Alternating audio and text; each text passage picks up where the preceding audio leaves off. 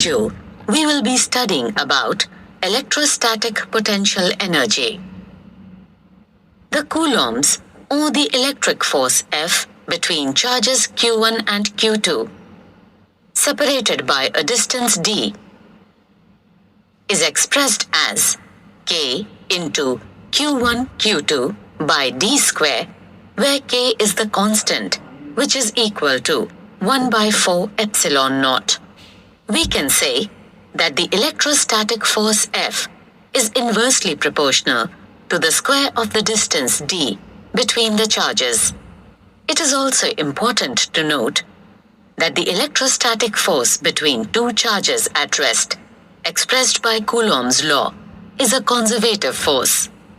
When a force acting between two bodies is inversely proportional to the square of the distance between them, that force is said to be obeying the inverse square law. We observe that electrostatic force obeys the inverse square law. We know that work done against electrostatic force is known as electrostatic potential energy in a charged particle in an electric field.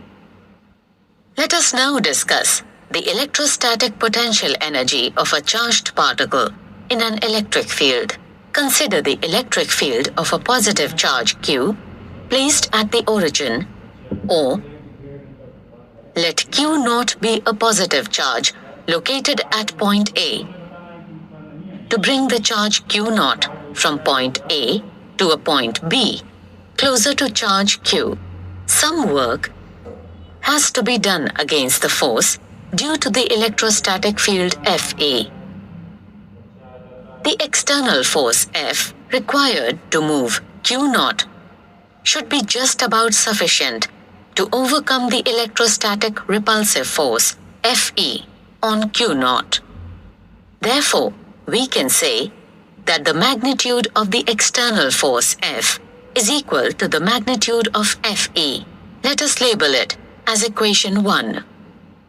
The external force F should not give the charge Q naught any acceleration. The net force on Q naught must be 0. The charge Q naught must be brought from point A to point B at a very low constant speed. The work done to move Q naught from point A to point B is denoted by WAB and is told as electrostatic potential energy for charge Q naught. If we remove the external force F, then the charged Q naught moves away from Q in the direction of the electric field and gains kinetic energy such that the gain in kinetic energy is equal to the loss in an electrostatic potential energy. Sum of the kinetic and electrostatic potential energies of charge Q naught is always a constant or conserved. We know that the work done by the external force F to move charge Q naught from point A to B is denoted by WAB. This is equal to the integral of external force F dot dr in the limits A to B, where dr is the distance between the 2 points. Let us label it as equation 2. From equation 1, we know that the magnitude of the external force F is equal to the magnitude of force Fe due to the electric field. But the direction of the electrostatic force of Fe is opposite to that of the external force F. Therefore, we can say that external force F is equal to minus Fe. Let us label it as equation 3. Substituting the values of the external force F from equation 3 in equation 2, we get WAB is equal to minus integral Fe dot dr in the limits A to B. Let us label it as equation 4. In equation 4, The work done against the electrostatic force is told as electrostatic potential energy. Hence, at every point of the electric field, the charge Q0 possesses electrostatic potential energy. Let the potential energy of the charge Q0 at point A and B be UA and UB respectively.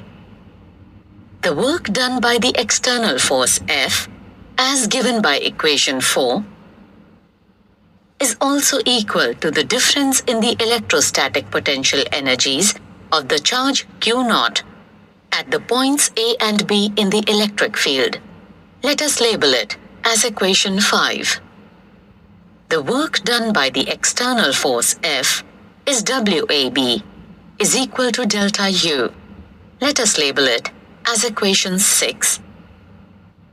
From equation 5 and 6, the work done by the external force WAB can be rewritten as delta U is equal to UB minus UA. Let this be equation 7. The difference in electrostatic potential energy between 2 points in the electric field of any arbitrary charge distribution will be equal to the work done to move a charge from one point to another. The work done according to equation 7 is independent of the path followed to move Q0 from A to B without accelerating Q0, and is dependent only on the initial and final position. Hence, the electrostatic force Fe is a conservative force, and the work done against the electrostatic force Fe is independent of the path followed.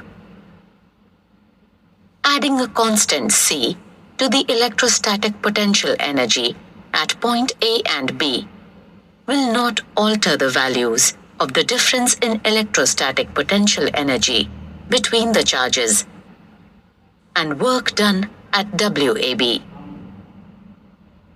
Hence, we can choose a convenient reference point where the value of potential energy is 0. Let point A at an infinite distance from the charge Q. The electrostatic potential energy of Q0 at point A is UA is equal to U. Infinity is 0. Therefore, the work done according to the equation 7 can be written as WAB is equal to UB minus U infinity, which can be written as WAB is equal to UB, since electrostatic potential energy at infinity is equal to 0. That is, U infinity is equal to 0. Let us label it as equation 8. Based on equation 8, the electrostatic potential energy of the charge Q0 can be defined as the work done by an external force to bring a charge Q0 from infinity to a point in the electric field of any charge distribution is equal to the electrostatic potential energy of the charge Q0 at that point. We will be studying about the concept of electrostatic potential and potential due to point charge. In the earlier module, we have learnt that the work done by an external force to bring a charge Q0 from infinity to a point in the electric field of any charge distribution is equal to the electrostatic potential energy of the charge Q0 at that point. That is, the work done to bring the charge Q0 from point A at infinity to point B is equal to the potential energy of Q0 at point B. Since the force on charge Q0 due to any static charge configuration is F equal to Q0 E, the work done will be proportional to Q0. We can say that W is equal to a constant K into Q naught, or the quantity W by Q naught, is equal to K. Therefore, the resultant quantity obtained is independent of Q naught. The work done per unit test charge is a characteristic of the electric field at that point due to the charge configuration and is known as the electric potential at that point in the electric field due to the charge configuration. The electric potential is denoted by V. Let us consider a point A between the origin and point B. Then, potential energy of the charge Q naught at points A and B is UA and UB respectively. We know that the work done by the external force to bring charge Q naught from point A to B is expressed as WAB is equal to delta U, which is equal to UB minus UA. If VB and VA denote the electric potentials at point B and A respectively, then the work done by the external force to bring the unit positive charge from A to B is equal to VB minus VA, which is in turn equal to UB minus UA by Q naught. Now, choosing A to be at infinity and also the electric potential at infinity as 0, the work done by the external force to bring the unit positive charge from infinity to point B in the electric field is equal to the electric potential VB at point B. The electric potential V at any point in the electric field of a charge configuration is equal to the work done to bring a unit positive charge from infinity to that point in the electric field.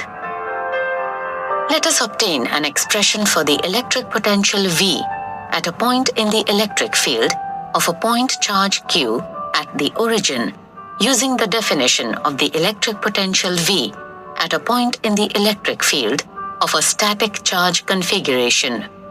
Consider the electric field of charge Q, in which B is a point at distance r from it. Consider the point A in the electric field, which is at distance r' from the charge Q. Let a unit positive charge Q naught with the charge of +1 coulomb be placed at point A.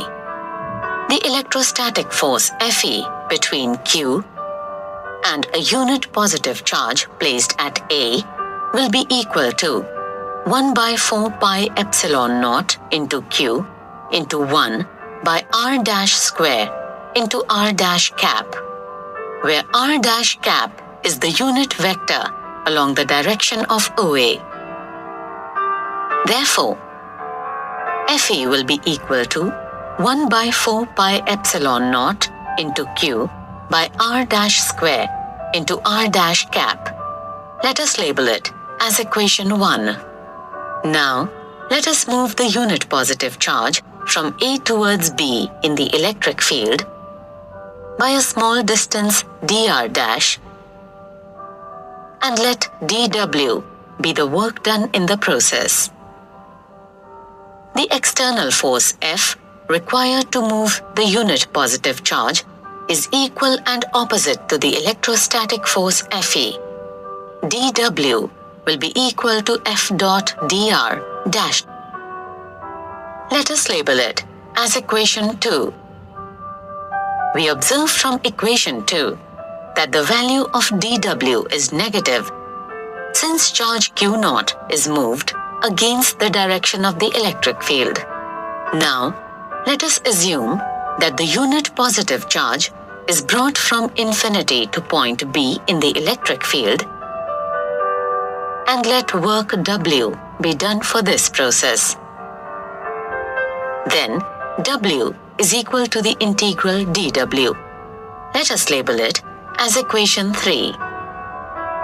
Substituting the value of dW, we get W is equal to minus integral 1 by 4 pi epsilon naught Q by R dash square into dr dash in the limits ranging from infinity to R. Let us label it as equation 4. Since 1 by 4 pi epsilon naught Q are constants and evaluating only the integral, we have integral 1 by R dash square dr dash in the limits infinity to R is equal to minus 1 by R dash in the limits infinity to R, which is equal to 1 by R minus 1 by infinity. On further simplifying, we get W is equal to 1 by 4 pi epsilon naught Q by R. Let us label it as equation 5. This is the expression for work done to bring a unit positive charge from infinity to R, which is equal to the electric potential V at point B. Therefore, the electric potential V at point P is equal to 1 by 4 pi epsilon naught Q by R, which is the expression for electric potential at P in the electric field of the point charge Q. Let us label it as equation 6. The electric potential V is a scalar quantity and its SI unit is joule per coulomb or volt. 1 joule per coulomb is equal to 1 volt.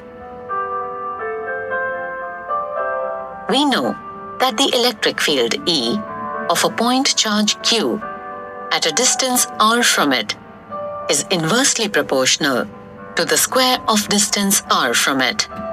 Here you can see a graph showing the variation of electric field E with respect to r.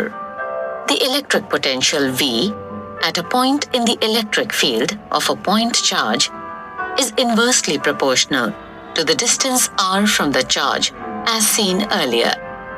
The graph shows the variation of the electric potential V with respect to distance r from the charge. It is important to note that the electric potential V at a point in the electric field can be positive or negative. Module, we will be learning about the potential energy in the external field.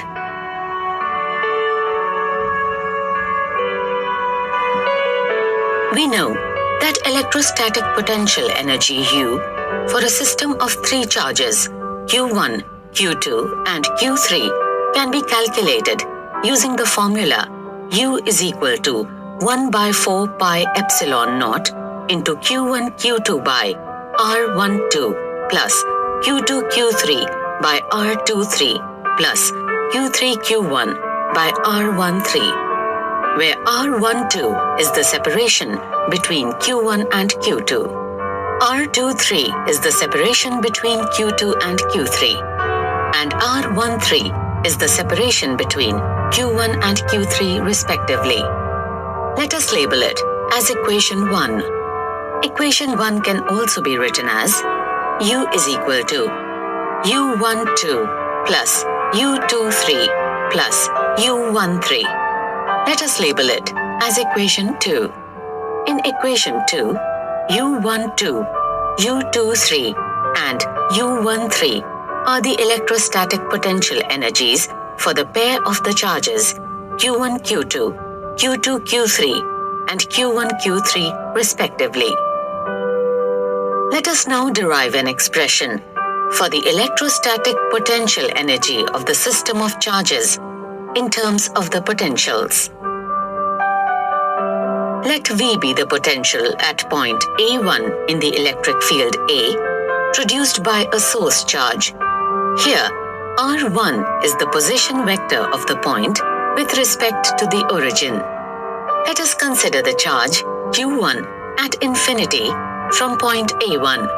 If W1 is the work done to bring the charge Q1 from infinity to the point A1 in the external field, then the external electric potential at the point A1 is V of power 1 equal to W1 by Q1. This implies that W1 equal to Q1 into V of power 1.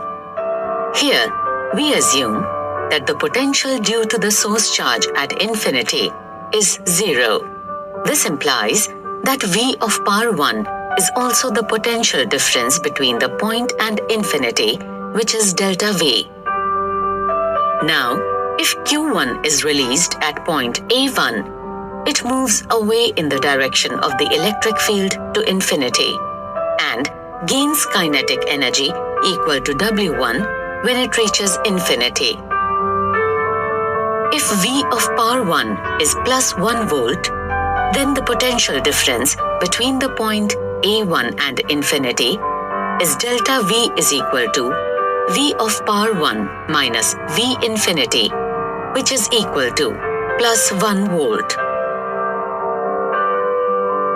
Now, if Q0 is an electron which is at rest at infinity, is released under the potential difference, then it moves towards the point A1. Since A1 is at a higher potential compared to point at infinity, the electrons gain kinetic energy, which is equal to Q0 into V of power 1. The magnitude of the charge on the electron is 1 into 6 into 10 power minus 19 coulomb, and V of power 1 is equal to 1 volt. Therefore, the kinetic energy gained will be equal to 1.6 into 10 power minus 19 joule. This kinetic energy gained by the electron is called 1 electron volt. Electron volt is defined as the kinetic energy gained by an electron when accelerated under a potential difference of 1 volt.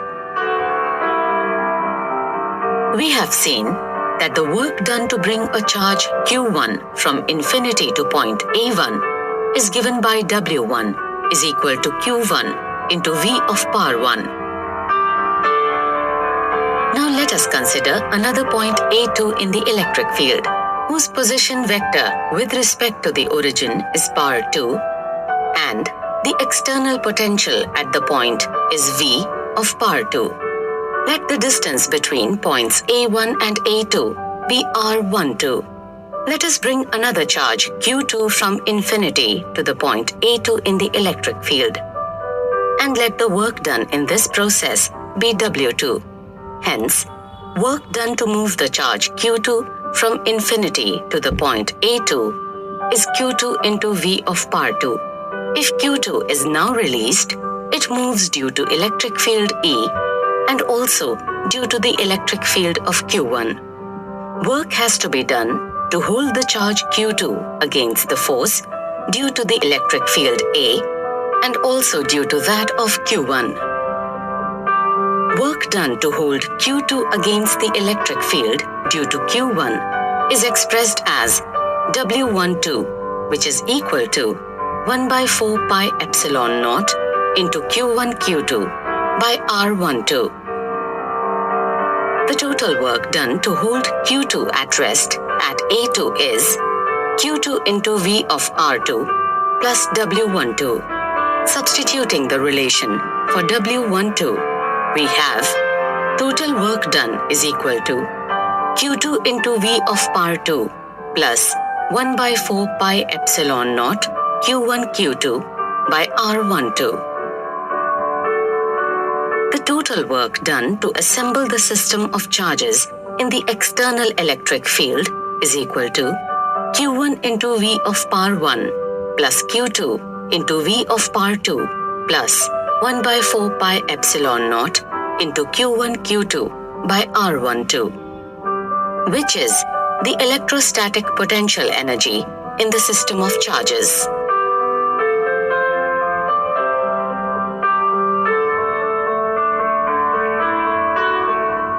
This module, we will be studying about capacitors and capacitance. Capacitors are devices that store electric charge. A capacitor essentially consists of a system of two conductors close to each other and separated by an insulating medium. The conductors can be of any arbitrary shape.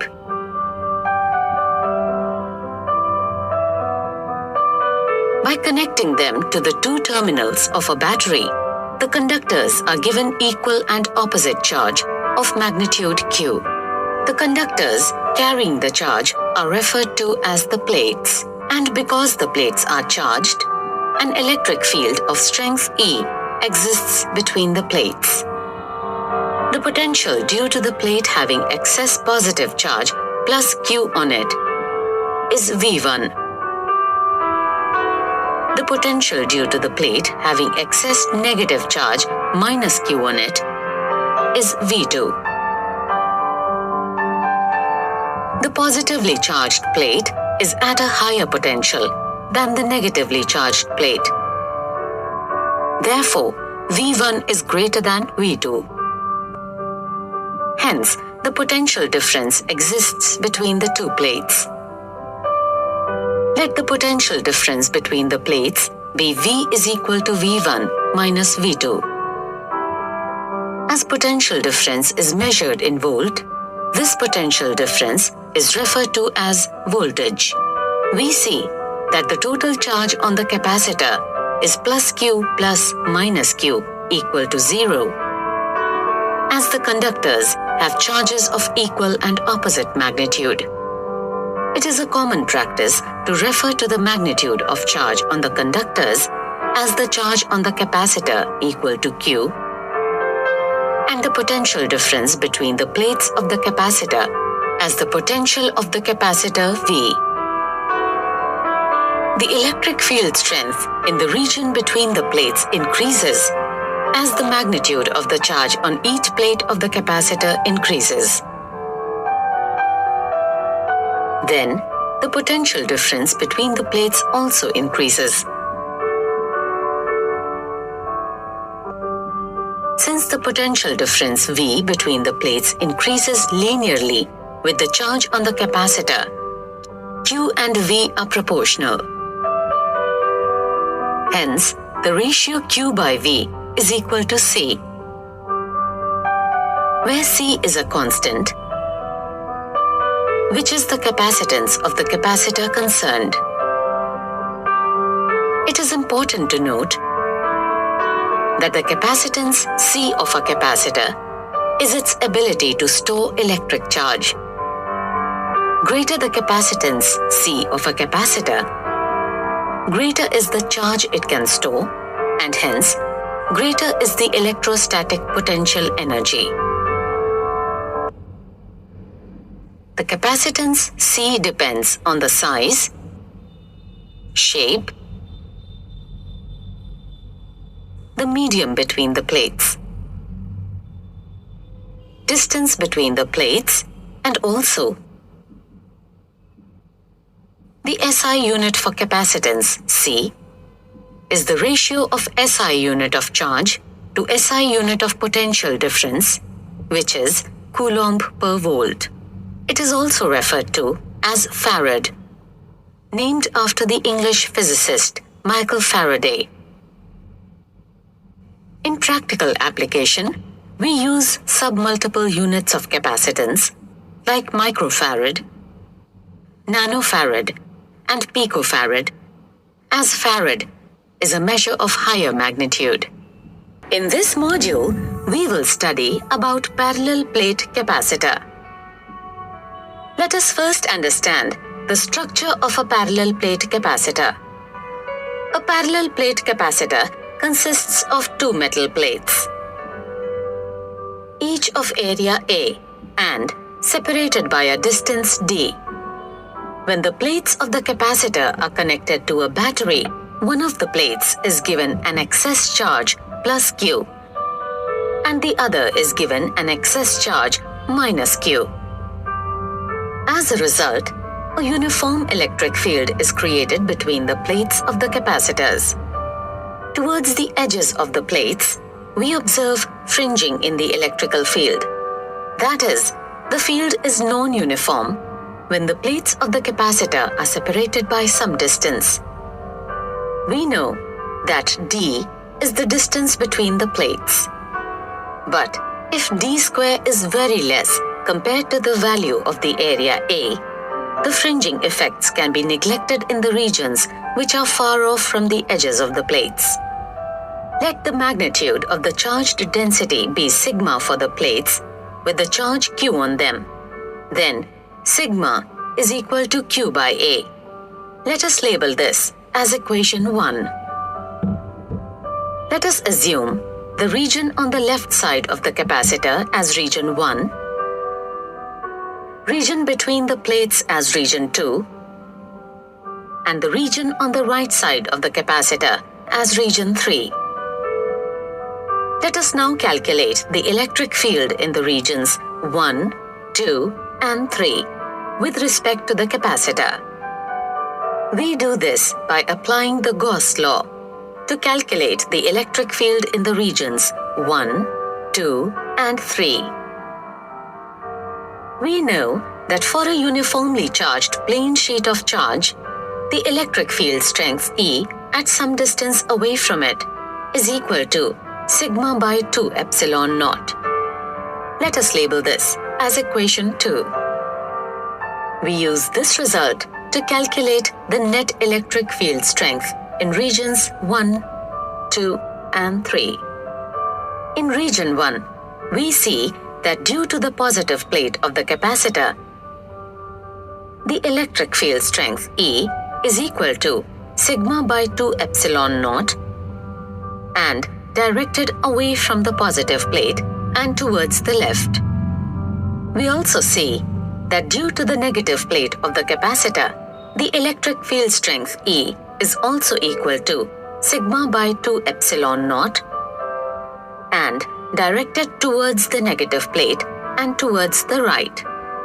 Hence, in region 1, the net electric field strength E naught is equal to sigma by 2 epsilon naught minus sigma by 2 epsilon naught, which is equal to 0. Since the two electrical fields are oppositely directed. Now, let us look at the region 3. In the region 3, we see that due to the positive plate of the capacitor, the electric field strength E is equal to sigma by 2 epsilon naught and directed away from the positive plate and towards the right. We see that due to the negative plate of the capacitor, the electric field strength E is also equal to sigma by 2 epsilon naught and directed towards the negative plate and towards the left. Hence, in the region 3, the net electric field strength is equal to plus sigma by 2 epsilon naught minus sigma by 2 epsilon naught, which is equal to 0. Since the two electric fields are oppositely directed in region 3 as well. Now, let us look at region 2 between the plates of the capacitor. In region 2, we see that due to the positive plate of the capacitor, the electric field strength E is equal to sigma by 2 epsilon naught and directed away from the positive plate and towards the right. We also see that due to the negative plate of the capacitor, the electric field strength E is equal to sigma by 2 epsilon naught and directed towards the negative plate and towards the right. The region 2, which is in between the plates, has two electrical fields of equal magnitude, sigma by 2 epsilon naught, which are both pointing towards the right. Hence, in the region 2, the net electric field strength E naught is equal to sigma by 2 epsilon naught plus sigma by 2 epsilon naught. On simplification, we get E naught is equal to sigma by epsilon naught. Let us label this as equation 3.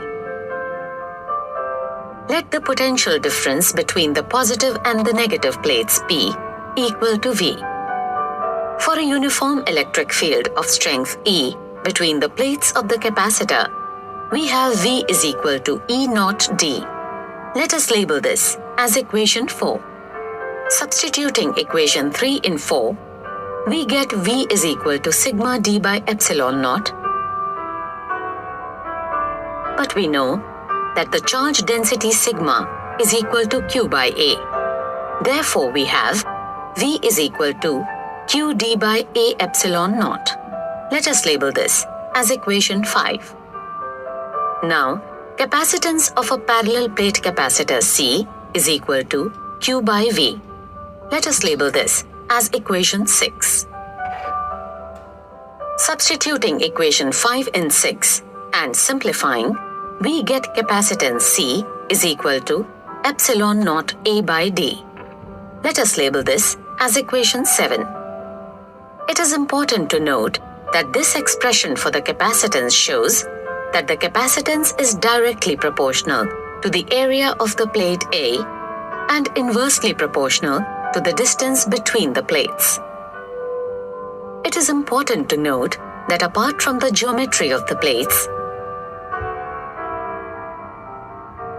the distance between the plates, the capacitance of a capacitor also depends upon the dielectric medium between the plates.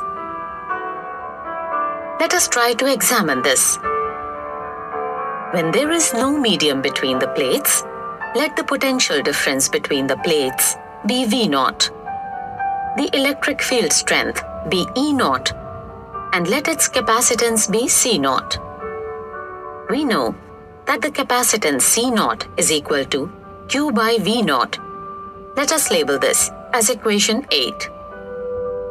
The electric field strength E naught is equal to sigma by epsilon naught. Let us label this as equation 9. The capacitance C naught is equal to epsilon naught A by D. Let us label this as equation 10.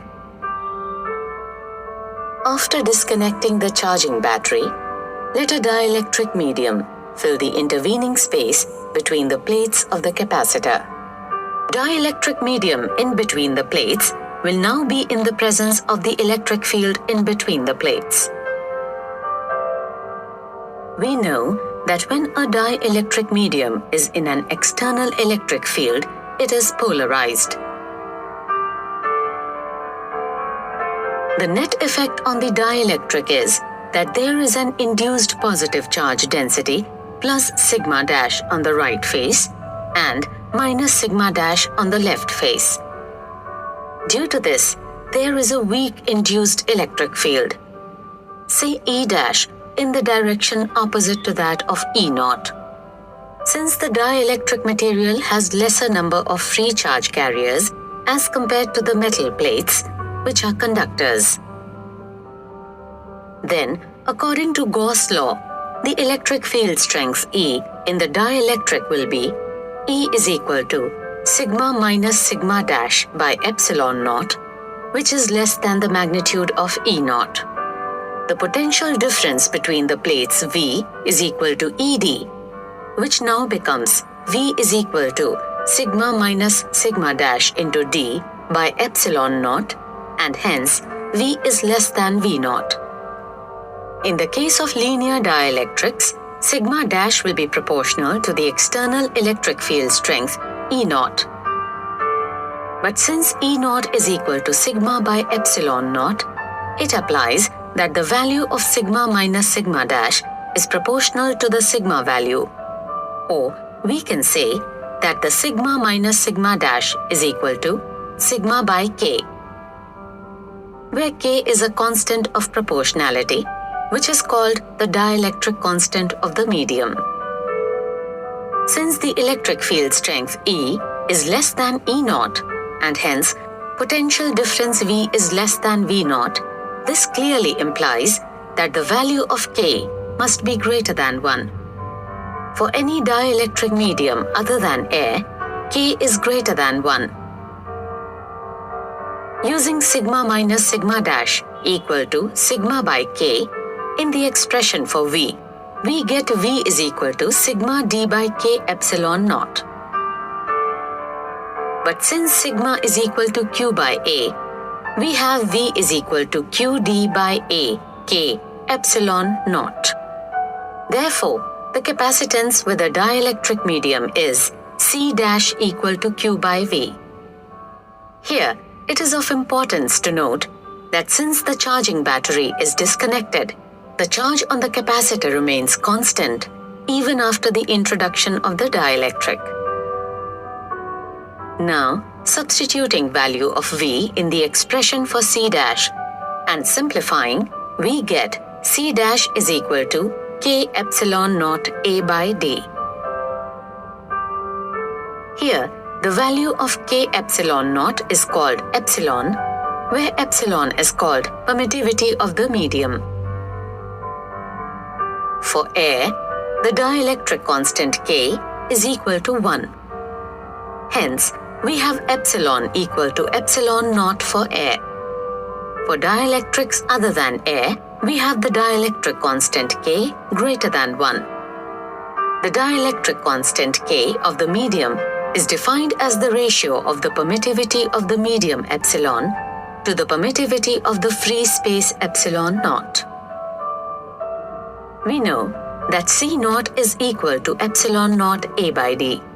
Hence, we can write C dash is equal to Kc naught. Since K is greater than 1 for any medium other than air, we have C dash greater than C naught. We can also write K as a ratio of C dash to C naught. Thus, the dielectric constant K is a dimensionless quantity and has no unit since it is the ratio between similar quantities. Dielectric constant is also called as the relative permittivity of the medium and is also denoted by epsilon R. K is also known as the factor by which the capacitance increases when a dielectric medium fills the intervening space between the plates of the capacitor. Therefore, we see that by introducing a dielectric medium between the plates of the capacitor, the capacitance of the parallel plate capacitor increases. Combinations of capacitors. We have learnt earlier that a capacitor is an electric circuit element that is used to store charge temporarily. It in general consists of two metallic plates separated and insulated from each other by a dielectric medium.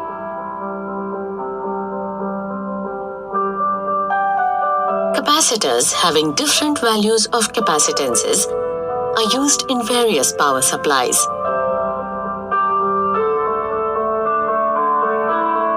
However, it is not always possible to obtain capacitors with the desired values of capacitances.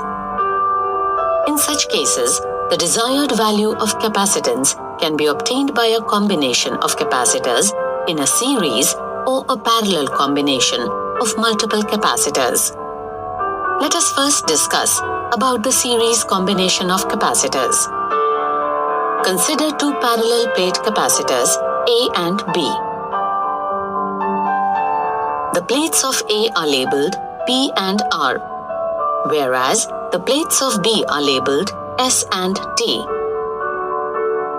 Let the capacitance of A be C1 and that of B be C2. The plate P of A is connected to the positive terminal of a battery and the plate R of A is connected to the plate S of capacitor B. The plate T of B is connected to the negative terminal of the battery through a key K. This type of a combination of capacitors is called a series combination of capacitors. Let a potential difference, delta V, be applied across this combination by the battery. When the key is closed and the battery is connected to the combination of the capacitors, electrons are transferred out of the plate P of capacitor A and onto the plate T of capacitor B.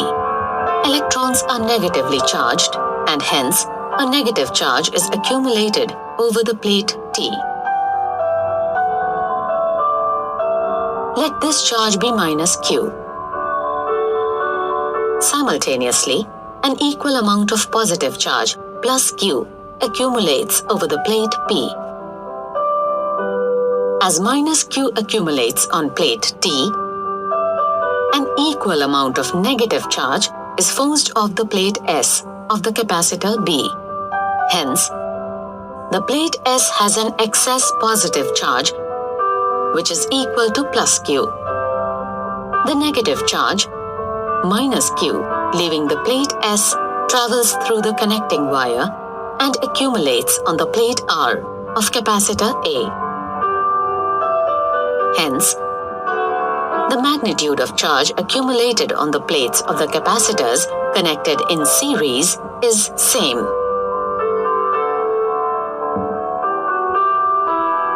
Let the potential difference across the capacitors A and B be delta V1 and delta V2 respectively.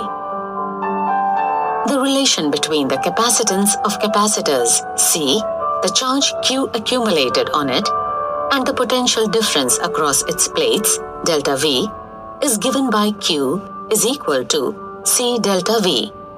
Let us label this as equation 1. Following the same expression, we get Q is equal to C1 delta V1 for capacitor A and Q is equal to C2 delta V2 for capacitor B. Simplifying the two expressions, we get delta V1 is equal to Q by C1. Let us label this as equation 2. And delta V2 is equal to Q by C2. Let us label it as equation 3. In general, the total potential difference across any number of capacitors connected in series is the sum of the potential differences across the individual capacitors. Hence, the total potential difference offered by the battery delta V is equal to delta V1 plus delta V2. Let us label it as equation 4. Let Cs be the equivalent capacitance of the series combination of the capacitors. Then, we have charge Q is equal to Cs delta V.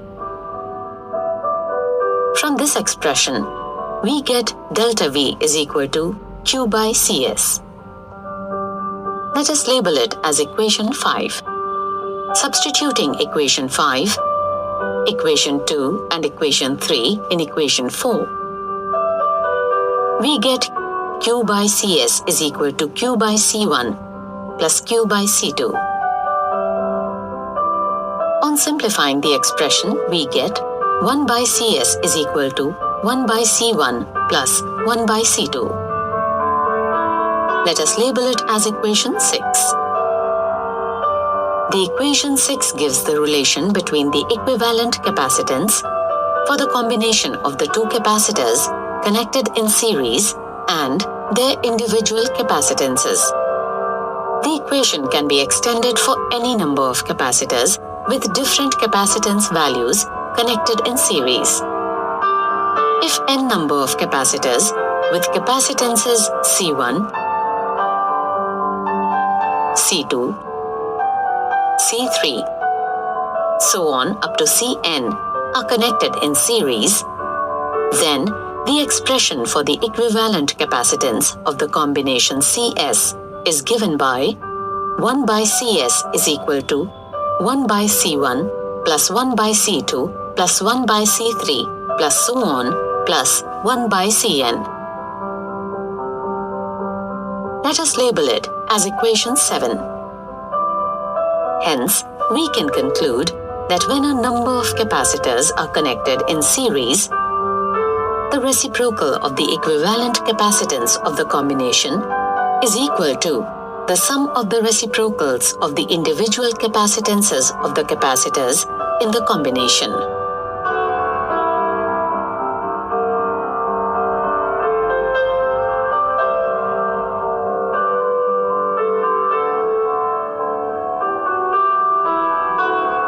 Let us now discuss about capacitors connected in a parallel combination. Consider the two capacitors A and B connected to a battery that supplies a potential difference of delta V such that the plates P and S are connected to the positive terminal of the battery and the plates R and T are connected to the negative terminal of the battery through the key.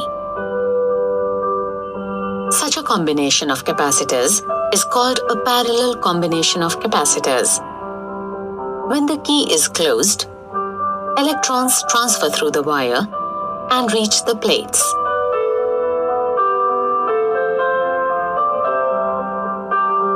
This transfer leaves the plates P and S positively charged and the plates R and T negatively charged. The energy required for this transfer is taken from the battery.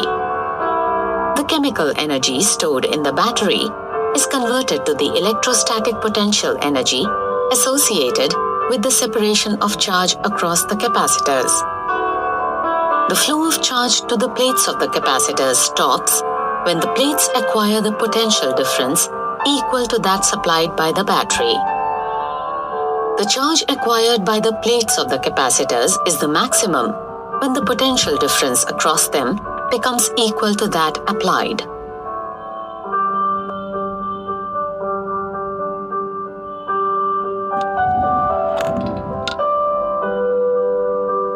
Let Q1 and Q2 be the charge accumulated on the plates of the capacitors A and B, respectively. The total charge on the capacitors connected in parallel is equal to the sum of the charge on the individual capacitors. Hence, the total charge Q on both the capacitors A and B is equal to Q1 plus Q2. Let us label it as equation 8. As P and S are connected to the positive terminal of the battery, the potential at the plates is equal to the potential at the positive terminal of the battery. Similarly, the potential at the plates R and T is equal to the potential at the negative terminal of the battery. Hence, the potential differences across the capacitors connected in parallel are the same and equal to the potential difference applied across the combination. Following equation 1, we have Q1 is equal to C1 delta V. Let us label this as equation 9. And Q2 is equal to C2 delta V. Let us label this as equation 10. Let Cp be the equivalent capacitance of the parallel combination of the capacitors. Then we have Q is equal to Cp delta V. Let us label this as equation 11. Substituting equations 9, 10, and 11 in equation 8, and on simplifying, we get Cp is equal to C1 plus C2. Let us label this as equation 12. The equation 12 gives the relation between the equivalent capacitance for the combination of two capacitors connected in parallel and their individual capacitances. The equation can be extended for any number of capacitors with different capacitance values connected in parallel.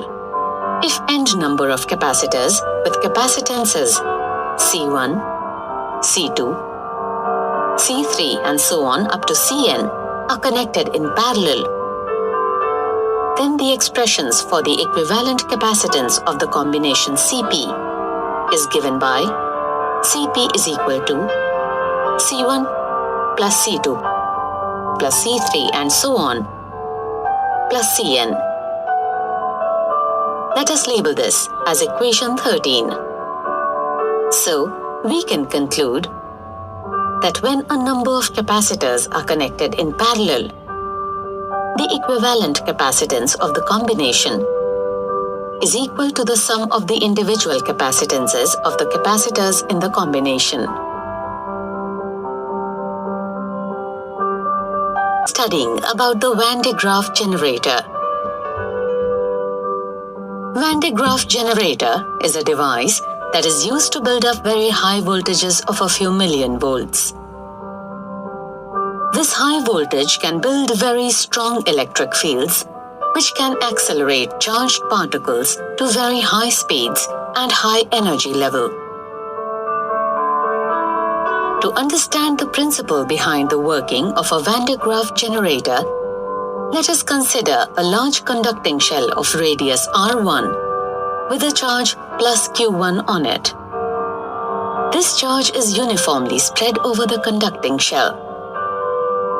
For such a charge-conducting shell, we know that the electric field strength inside the shell is 0, and the electric potential V in the inside of the spherical shell has the same value at all the points inside the shell, and V is equal to 1 by 4 pi epsilon naught Q1 by R1. Let us label this as equation 1. We also know that the electric potential at the surface of the spherical shell is equal to the potential inside the shell. Let us assume that there is another smaller concentric sphere of radius R2 with the charge Q2 on it. Now, let us consider the potentials at the surfaces of the inner and the outer spheres.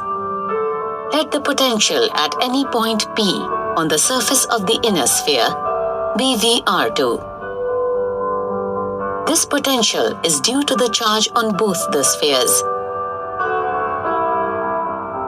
Then, VR2 is equal to 1 by 4 pi epsilon naught Q1 by R1 plus 1 by 4 pi epsilon naught Q2 by R2.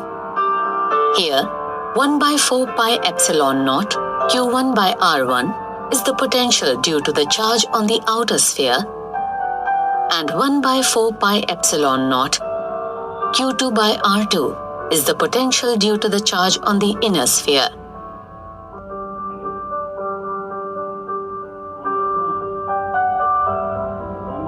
The potential at any point S on the surface of the outer sphere is VR1. This potential is due to the charge on both the outer sphere as well as the charge on the inner sphere. Here, V of R1 is equal to 1 by 4 pi epsilon naught Q1 by R1 plus 1 by 4 pi epsilon naught Q2 by R1. Here, 1 by 4 pi epsilon naught Q1 by R1 is the potential due to the charge on the outer sphere, and 1 by 4 pi epsilon naught Q2 by R1 is the potential due to the charge on the inner sphere. The potential difference between the inner and outer spheres is delta V equal to VR2 minus VR1. Substituting the values of VR2 and VR1 in the expression for delta V and simplifying,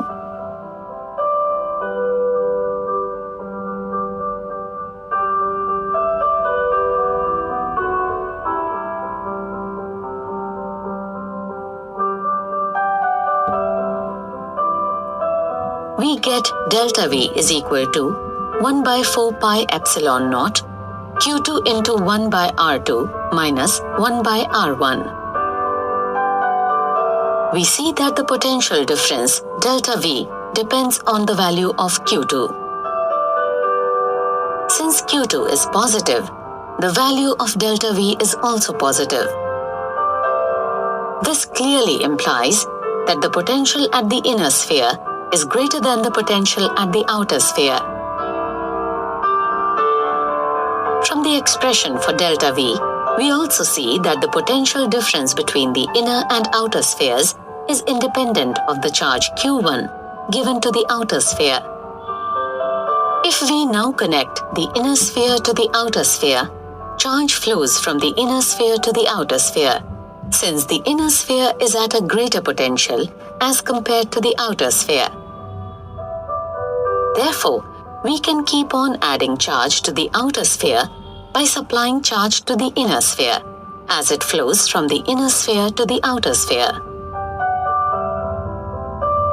Therefore, the potential at the outer sphere keeps on rising till it reaches the breakdown field strength of air, when it starts leaking off to the air.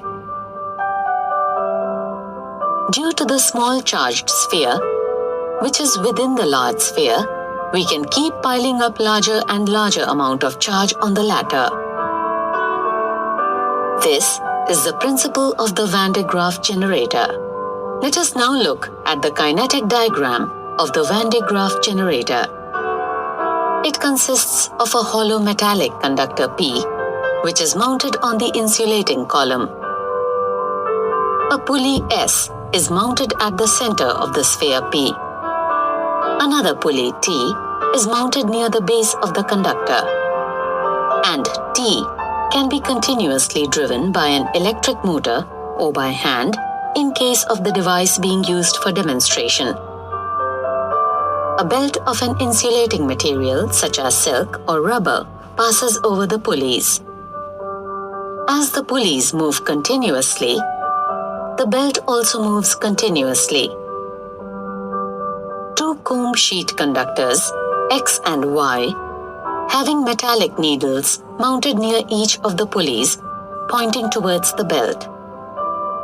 The lower comb X is maintained at positive potential of about 10 power 4 volt by a power supply system. The upper comb Y is connected to the metallic sphere P. Because of the high electric field near the needles of the comb X, there is corona discharge and the air near it starts conducting. The negative charges in the air move towards the positively charged needles because of attraction. The positive charges in the air move towards the belt due to the repulsion and stick to the belt. The negative charges neutralize some of the positive charges on the comb X.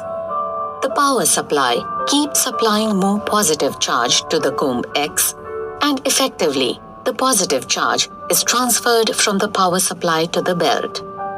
As the belt moves, this positive charge on the belt is carried up, and when it reaches near the upper comb Y, corona discharge occurs again, and the air starts conducting.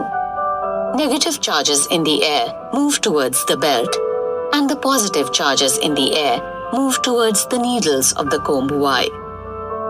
The negative charges neutralize the positive charges on the belt.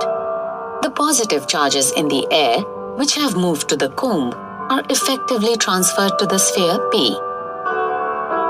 Effectively, the positive charge on the belt is transferred to the sphere, and in a very short duration of time, the positive charge on the sphere moves to the outer surface and spreads uniformly. Thus, the device continuously transfers the positive charge to the sphere P, and hence its potential keeps on increasing. The potential builds up till the corresponding electric field reaches close to the breakdown field of air, which is of the order of 3 × 10 power 6 volt per meter. The limiting factor on the value of the potential of the sphere is the radius of the sphere. When the electric field outside the sphere P is just sufficient for dielectric breakdown of the surrounding air, no more charge can be transferred to the sphere P. A sphere of radius r equal to 1 meter can be raised to a potential of 3 × 10 power 6 volt by this method. The potential can be further increased by placing the sphere in a highly evacuated chamber, in which case there will not be any air surrounding the sphere.